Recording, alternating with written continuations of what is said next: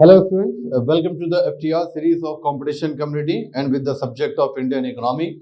I am with you Akash Singh. This is the second video of Indian economy subject in which we are going to discuss most important topic of Indian economy subject, that is fiscal policy, or you can say policy of government related to income and expenditure. Clear? Let's begin with the first question, and first question in the screen says among the following are direct taxes of central government. Some taxes are given here in this question: corporation tax, service tax, wealth tax, and income tax.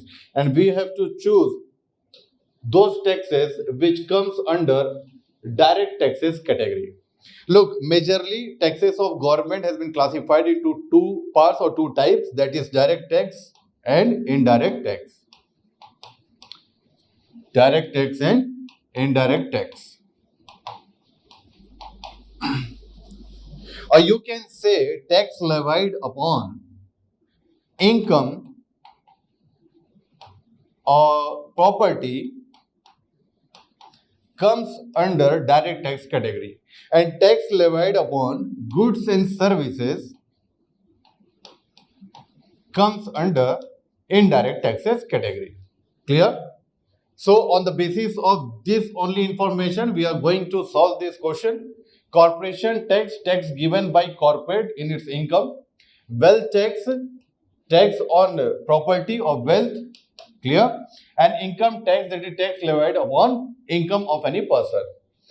So these three taxes are going to levy upon income or property. So these three taxes comes under direct tax category, and service tax, as name shows, that it levied upon goods and services. That's why service tax is example of indirect tax.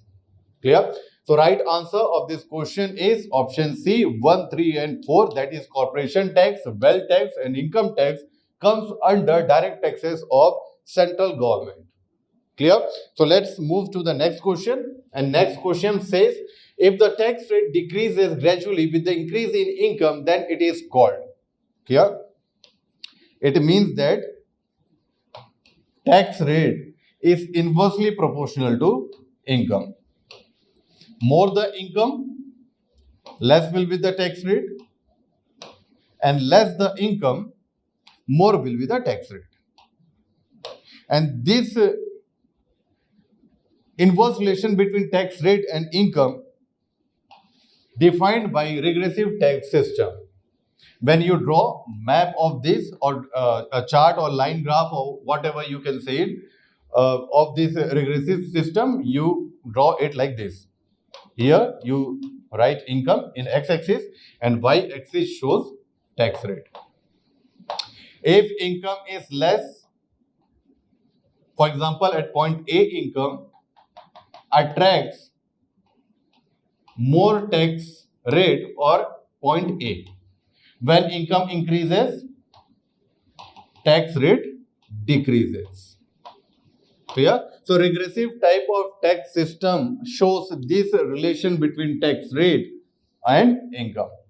But majorly, or you can say in broad way, Indian tax system is progressive tax system in which we see tax rate is directly proportional to income. Higher the income, higher will be the tax rate or tax burden. Lower the income, lower will be the tax rate or tax burden.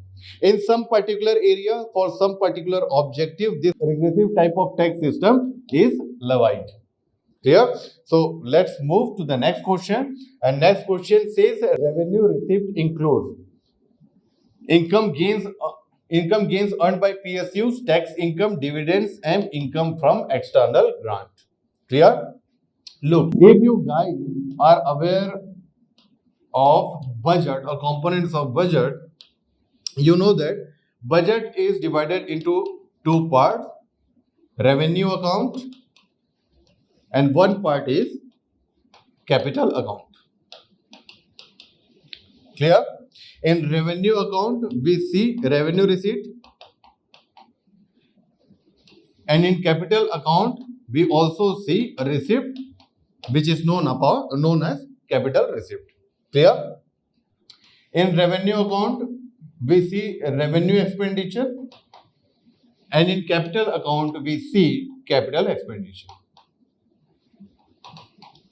So what is the difference between receipt of capital account and receipt of revenue account? Look, revenue receipt defines as those income of government which do not create any kind of liability over the government or not have been generated by selling any kind of property or asset. Clear? Those income or those received of government which do not create liability of the government or have not been generated by selling any kind of property or asset comes under this revenue receipt part. And capital receipt defines as those received or those income of government which create liability or have been generated by selling any kind of property or asset. Clear? In revenue receipt, this revenue receipt is further classified into two parts, that is tax and non-tax. Clear? In tax or this tax further classified into direct tax and indirect tax, and non-tax is further classified into by selling income generated by selling any kind of services, goods and services, income generated by dividends or income generated by profits from PSUs or income generated by or income received as external grant is also comes under this non-tax category of revenue receipt. Clear? Because all this income does not create any kind of liability, and this all type of income are not generated by selling any kind of property and asset. That's why this whole income, this tax and non-tax category comes under this revenue receipt part of components of budget. And right answer of this question will be option D. Yes, because incomes gained earned by PSU, tax income, dividend and income from external grant are parts of revenue receipt. Clear? So this kind of question has been asked in many exams, in many civil services exams. So be prepared for it. Let's come to the next question. Capital receipt include loan, provident fund and recovery of debt. Clear? Capital receipt, those income of government which create liability on government. So yes, loan comes under this definition.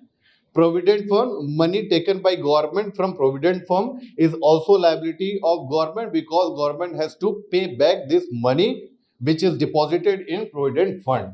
Clear? And what was the third part? Recovery of debt. And yes, this recovery of debt is also a part of capital receipt. So hold these three components: loan, provident fund, recovery of debt and loan are part of capital receipt. So right answer of this question is option C, 1, 2 and 3. Clear? So let's move to the next question. It is imposed for a specific purpose. First statement. Second statement says the amount received from it is spent on that purpose only. It is levied with both direct and indirect taxes. To whom do the above statement refer? So above statement refers to cess. What is cess? Cess is tax on tax, or you can say tax levied on tax for any specific objective. For example, education cess. Education cess.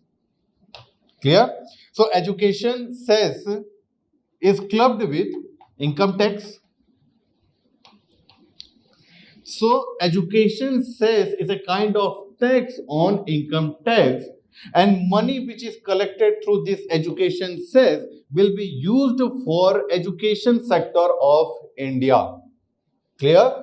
So cess is the right answer of this question. Look, surcharge is also tax on tax, but surcharge is a kind of penalty. Clear? Okay. Move to the next question. In which article of the Constitution is the provision of Constitution of GST Council has been mentioned, and it is mentioned in Article 279A of the Constitution. Clear? Question. Next question. The measure of inactivity of tax receipt is in relation to gross domestic product of national income is tax buoyancy. Clear? If GDP increases, employment increases. Generally, if employment increases, then income of citizens increases, and more people comes under taxpayer categories. That's why tax revenue of government need to be increases.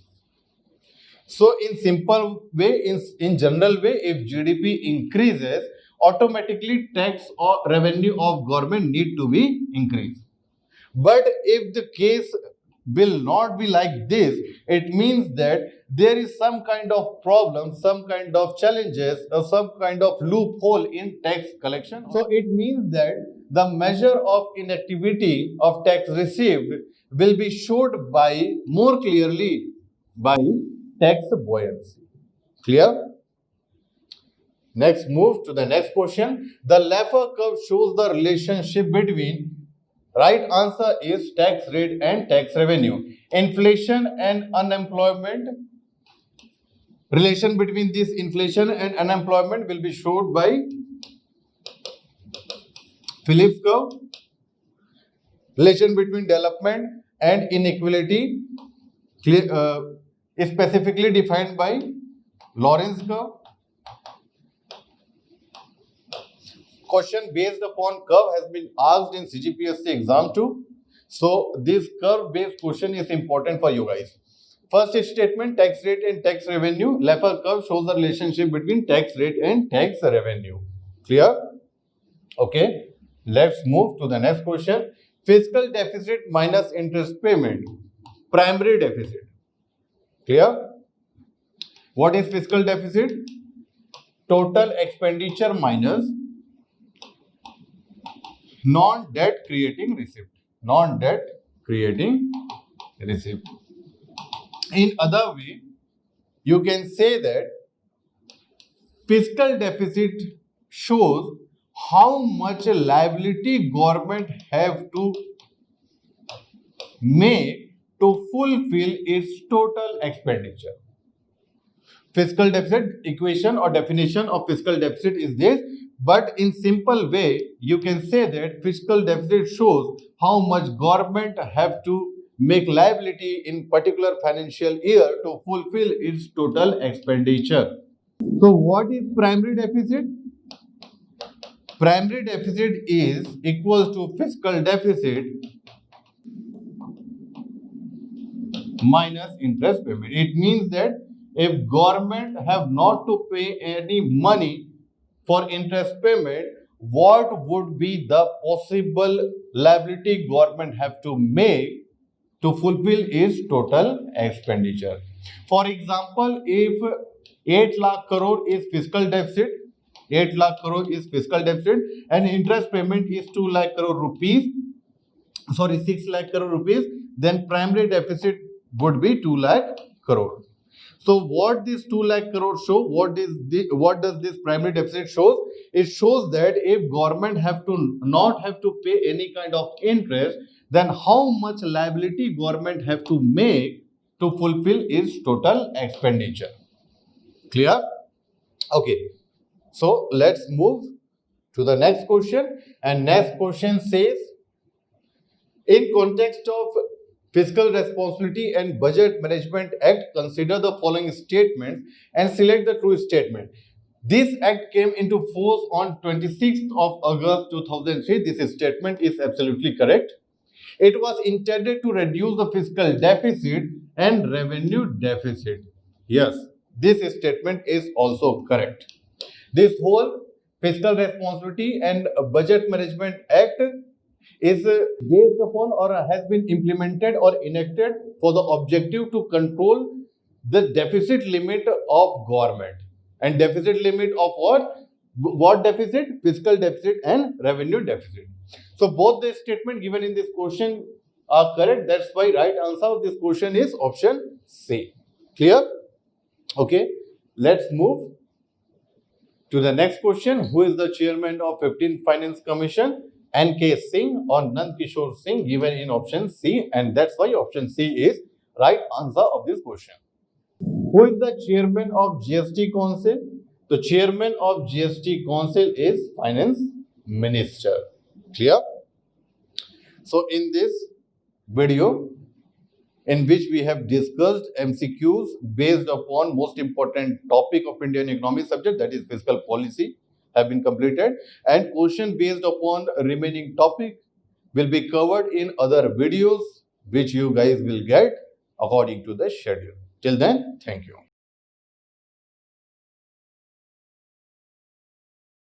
CGPSC की संपूर्ण तैयारी के लिए competition community के YouTube channel को subscribe कीजिए और daily updates के लिए बेल आइकन को प्रेस करना ना भूलें।